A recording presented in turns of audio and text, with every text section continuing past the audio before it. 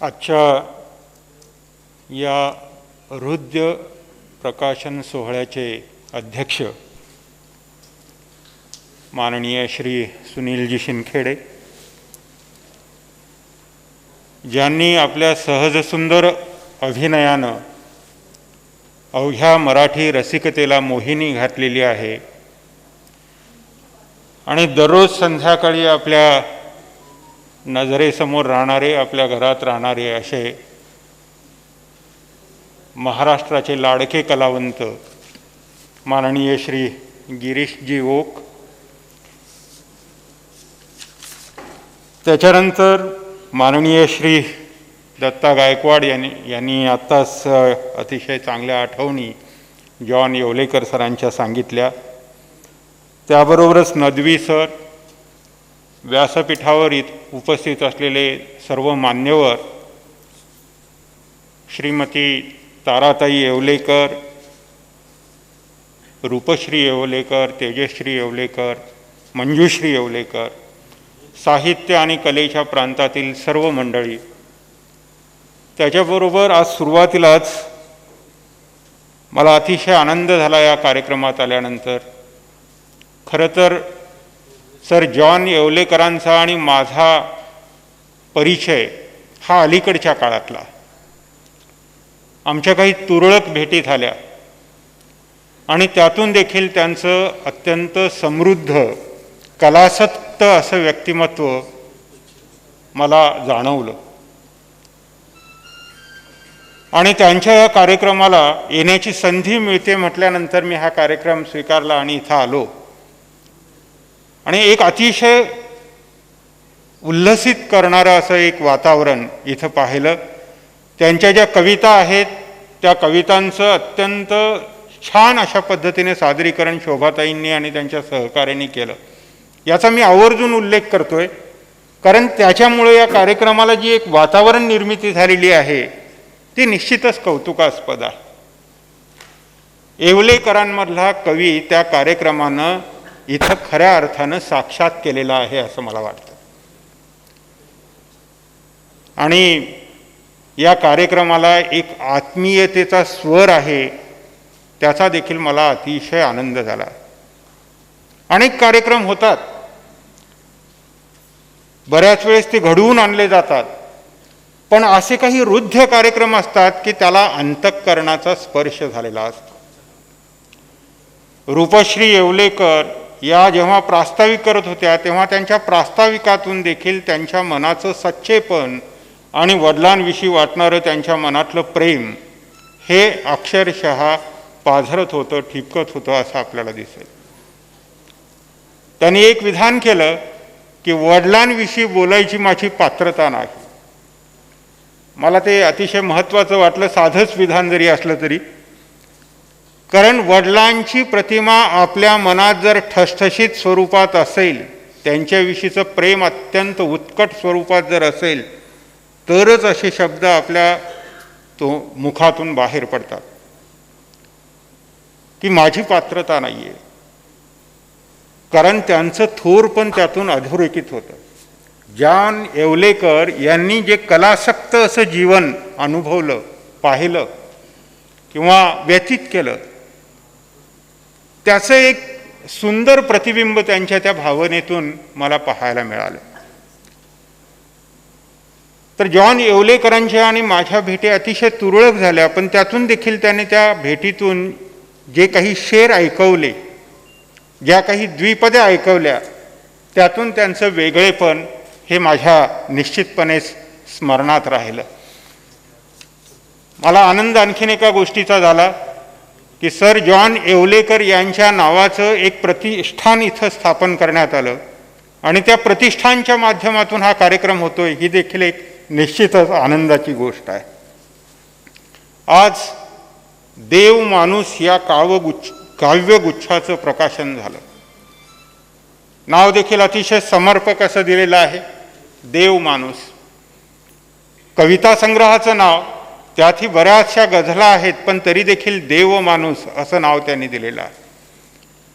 कारण एका देव माणसाचं व्यक्तिमत्व त्यातून आपल्या समोर येतं. आज देखील हा छोटासा कविता संग्रह जरी आपण वाचला तरी सुद्धा जॉन येवलेकर कसे होते, ते कोणत्या दृष्टिकोनातून जीवनाकडे पाहत होते, त्यांची वृत्ती कशी होती, या सगळ्या गोष्टी आपल्याला त्यातून जाणवतात. शेवटी कविता हे कवीच्या अंतर्मनाचा उद्गार असतो, कवीच्या अंतर्मनाचा तो नाद असतो आणि तोच त्यांच्या या संग्रहातून देखील प्रकटलेला आपल्याला दिसतो. खरं तर जॉन येवलेकरांच्या व्यक्तिमत्वाचे अनेक रंग आहेत आणि खूप रंग उलगडले गेले निवेदनातून वगैरे. ते उत्तम निवेदक होते. अनेक सांस्कृतिक कार्यक्रमांचं अतिशय सुरेख निवेदन त्यांनी केलं.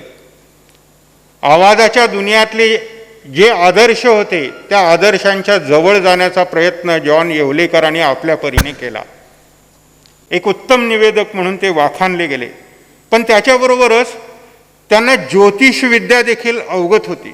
हा एक महत्त्वाचा पैलू तो देखील लोकांसमोर येणं आवश्यक आहे. ज्योतिषविद्येचं देखील ज्ञान होतं त्यांना आणि त्यातून देखील त्यांचं व्यक्तिमत्व वेगळ्या पद्धतीनं प्रकट व्हायचं. कलेचा वारसा त्यांना घरातून मिळाला होता आणि लक्ष्मी विष्णू मिलमधून त्यांनी काम करीत करीत ही सगळी कलेची साधना केली. सोलापूरकरांना माहीत आहे की जॉनी डॉर्क या नावाने देखील ते ओळखले जायचे. अशी कितीतरी त्यांच्या व्यक्तिमत्वाचे रंग आणि ढंग आपल्याला सांगता येतील. मी तर असं म्हणेन की सर जॉन येवलेकर हे सोलापुरातलं एक झाकलेलं माणिक होतं. मी झाकलेलं माणिक एवढ्यासाठी म्हणतो, ते सोलापूरकरांना परिचित होते. आता त्यांनी सांगितलं की त्यांनी आपला कलेचा झेंडा बिहारपर्यंत नेला, पण तरी देखील मला असं वाटतं की जेवढं कौतुक त्यांचं व्हायला पाहिजे होतं, जेवढी प्रतिष्ठा त्यांना मिळायला पाहिजे होती, त्यांच्या गुणांच्या तुलनेत जर पाहिलं तर तेवढी ती मिळाली आहे असं मला वाटत नाही. म्हणून मी झाकलेलं माणिक म्हणतो. बऱ्याच वेळेस गुणी माणसाच्या वाट्याला देखील सगळंच त्याच्या पदरात पडत नाही आहे. सगळं जे काही त्याचं मूल्य आहे ते त्याच्या पदरात पडेलच असं नसतं. तसंच काहीसं जॉन येवलेकरांचं पण झालं असेल, पण ते सोलापुरातलं एक झाकलेलं माणिक होतं असं आपण म्हणू शकतो. येवलेकरांची कविता वाचत असताना आपल्याला एक गोष्ट जाणवते की हा माणूस कवितेवर प्रेम करणारा आहे, शब्दांवर प्रेम करणारा आहे, नादावर प्रेम करणारा आहे, लयीवर प्रेम करणारा आहे आणि सर्वात महत्त्वाची गोष्ट म्हणजे माणसातल्या माणूसपणावर प्रेम करणारा आहे. तुम्ही त्यांच्या सगळ्या कविता पाहिल्या तर त्यात माणसाचा शोध त्यांनी घेण्याचा प्रयत्न केलेला आहे आणि हरवत चाललेल्या माणसाविषयीची खंत त्यांनी व्यक्त केलेली आहे. माणसाच्याच आयुष्यामधून माणूस निर्वासित होत असलेला जेव्हा ते पाहतात तेव्हा त्यांचं मन व्यथित होतं आणि त्यांच्या व्यथित मनातूनच ही सगळी कविता प्रसवताना आपल्याला दिसते. सोलापूरचे कविराय राम जोशी यांनी असं म्हटलं होतं की पाय धरील कविराय दुजाशी कोण लावणी करी, माय कुणाची व्याली गगनाखाली कविता सोलापुरी. मला वाटतं सोलापूरच्या कवितेचं जे मोठेपण आहे ते अशा अनेक परीनं जे रामजोशींनी व्यक्त केलं ते नंतरच्या काळात देखील जॉन येवलेकर काय किंवा अशा अनेक कवी काय त्यांच्या माध्यमातून व्यक्त झालेलं आहे. या जॉन येवलेकरांच्या कवितेमध्ये जीवनचिंतनाचे अनेक कवडसे पाहायला मिळतील. सुशीलकुमार शिंदे सरांनी त्यांच्या कवितेविषयी शुभेच्छा व्यक्त करताना, या समारंभाविषयी शुभेच्छा व्यक्त करताना असं म्हटलं की जीवनाचं तत्त्वज्ञान त्यांनी मांडलंय. खरं तर प्रत्येक माणूस हा जीवनाचा विचार करणारा असतो, तो जीवनाला भेटणारा असतो, आपल्या परीनं जीवनाचा अर्थ लावणारा असतो. जॉन येवलेकरांनी देखील आपल्या परीनं जीवनाचा शोध घेतला आणि जीवनचिंतनाचं प्रकटीकरण अतिशय उत्तम रीतीनं त्यांनी आपल्या कवितेतून केलेलं आहे. तुम्ही सगळ्या कविता पहा, त्या जीवनाचं कुठलं तरी एक दडलेलं सत्य सांगण्याचा प्रयत्न त्यांनी केला आहे आपल्या परीनं. अर्थात त्या कवीचं व्यक्तिमत्व जसं असेल तशी ती प्रतिक्रिया उमटते, त्याप्रमाणे त्यांच्या कवितेमध्ये देखील ते आपल्याला पाहायला मिळेल. एका ठिकाणी तरी जीवनाची वैयर्थता त्यांनी दाखवलेली आहे. उगाचच झाले वगैरे असं त्यांनी एक कविता जी लिहिलेली आहे त्यामध्ये जीवनाची वैयर्थता देखील त्यांनी स्पष्ट केलेली आहे. हे असं का झालं असेल, कवीचं मन असं विषण्ण का झालं असेल असा जेव्हा मी विचार करतो तेव्हा मला असं जाणवतं की माणुसकीचा गहिवर कुठे पाहायला मिळत नाही, किंवा माणुसकी हरवत चाललेले हे जेव्हा सत्य उघडं पडत जातं तेव्हा कवीचं अंतर्मन फाटतं आणि त्यातून अशा प्रकारची वेदना व्यक्त होते. जॉन येवलेकरांच्या कवितेतून जीवनाविषयीचं हे जे एक निरीक्षण आहे ते पुन्हा पुन्हा व्यक्त झालेले आहे. जगणं आणि मरणं यातली कविता एक वाट असते, किलबिलणाऱ्या शब्दांची रोज नवी पहाट असते, असं लक्ष्मीकांत तांबोळी यांनी म्हटलेलं आहे. त्या लक्ष्मीकांत तांबोळी यांच्या कवितेप्रमाणेच मला वाटतं किलबिलणारी एक रोजची पहाट कवितेच्या माध्यमातून सर जॉन येवलेकर हे अनुभवत असले पाहिजेत.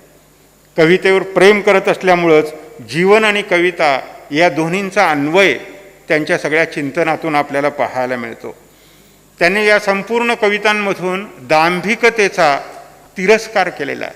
खोटेपण जे आहे, कारण त्यांनी म्हटलंयच की खोटे चेक वटवणं वगैरे अशा स्वरूपाची एक कविता आहे पहा, त्याचा त्यांनी जो उल्लेख केलेला आहे तो देखील यासाठीच केलेला आहे की ढोंगीपण जे आहे माणसातलं ते हटायला पाहिजे, संपायला पाहिजे असं त्यांना वाटतं.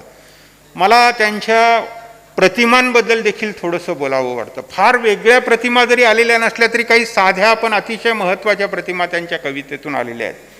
सुकलेले रान परंतु माझा चष्मा हिरवा आहे असं ते म्हणतात. सगळं रान सुकलेलं आहे, सगळीकडे एक प्रकारची उदासीनता आहे, पण माझा चष्मा मात्र हिरवा आहे. म्हणजे अवघं जग उदास करणारं असलं, विषण्ण करणारं असलं, एक प्रकारची खिन्नता मनाला देणारं असलं तरीसुद्धा आपला चष्मा मात्र हिरवा पाहिजे. म्हणून तर वयाच्या 80व्या वर्षी सुद्धा अवघे पाऊनशे वयमान असं म्हणत हा कवी जगला. हे ताजेपण, हे हिरवेपण वृत्तीतलं ते कलावंताच्या ठायी असतंच असतं आणि सच्च्या कलावंताच्या ठायी तर ते नक्कीच असतं. जॉन येवलेकरांच्या ठिकाणी ते प्रकर्षानं जाणवतं आणि म्हणूनच त्यांच्या कवितेतून सुकलेले रान आणि त्याच्याबरोबर त्याच्या पाठोपाठ येणारी हिरवा चष्मा ही प्रतिमा आपल्याला पाहायला मिळते. मला आणखीन एक वेगळा पैलू त्यांच्या कवितेचा जाणवला, तो देखील मी अधोरेखित करतो. बऱ्याच मराठीतल्या गाजलेल्या कवींच्या काव्यातील ओळींचं अनुकरण त्यांनी केलेलं आहे. काही ओळी जशाच्या तशाच घेतलेल्या आहेत. विंदा करंदीकरांची ओळ आहे, सुरेश भटांची ओळ आहे, ग. पाटलांची ओळ आहे, बहिणाबाईंची ओळ आहे, अनेकांच्या ओळी आहेत. असामी तसामी म्हटल्यानंतर लगेच विंदा करंदीकर आठवतात. असामी तसामी कसामी स्वतःच्याच घरी दूरचा पाहुणा मी असं विंदा करंदीकर म्हणतात, त्यांचं स्मरण होतं. प्रेम म्हणजे प्रेम असतं पाडगावकरांचं स्मरण होतं. देवा तू किती सुंदर असशील वगैरे जे आहेत, देवा तुझे किती सुंदर आकाश, ग. पाटलांची आठवण होते. मला वाटतं मराठी कवितेचं, मराठी काव्य परंपरेचं अतिशय चांगलं भान आणि चांगलं रसग्रहण त्यांनी केलेलं असल्यामुळं अशा ओळी त्यांनी स्वाभाविकपणे घेतलेल्या आहेत. म्हणजे ते अनुकरण करावं म्हणून त्यांनी केलेलं नाही आहे, तर त्यांच्या प्रेमापोटी, त्या कवींच्या आदरापोटी त्या कविता घेतलेल्या आहेत.